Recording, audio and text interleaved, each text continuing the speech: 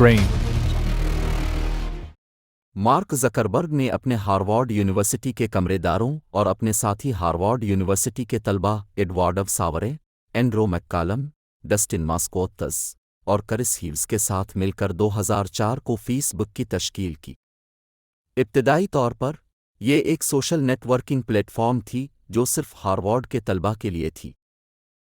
Face بک نے جلد ہی اپنے صارفین کی تعداد کو امریکہ اور کینیڈا کی دیگر یونیورسٹیز اور کالجوں تک وسعت دی۔ 2006 کے آخر میں اسے کسی بھی 13 سال یا اس سے زیادہ عمر والوں کے لیے ویلید ای میل ایڈریس کے ساتھ دسترسی فراہم کر دی گئی۔ فیس بک نے اپنی رفتاری تیزی سے توسیع جاری رکھی اور بین الاقوامی سطح پر منتقل ہو گیا۔ یہ 2006 میں نیوز فیڈ اور 2009 میں لائک بٹن جیسی خصوصیات پیش کی۔ اس دوران فیس بک نے کئی اہم ملکوں کو خریدنے کا فیصلہ کیا، جیسے کہ 2012 میں انسٹاگرام کو۔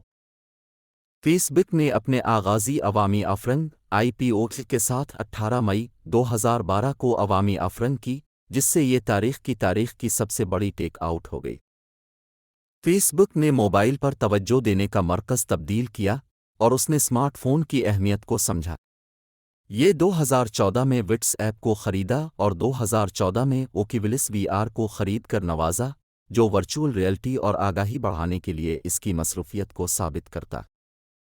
اکتوبر 2021 میں فیس بک نے خود کو میٹا پلیٹ فارمز کی طرف سے دوبارہ برانڈ کر دیا، جس سے وہ انٹرنیٹ کے میٹاورس کی جانب اپنی توجہ کو موجودہ کرتا ہے، جو انٹرنیٹ کا ورچوئل ریئلٹی اور آگاہی ریئلٹی ڈراون مستقبل ہے۔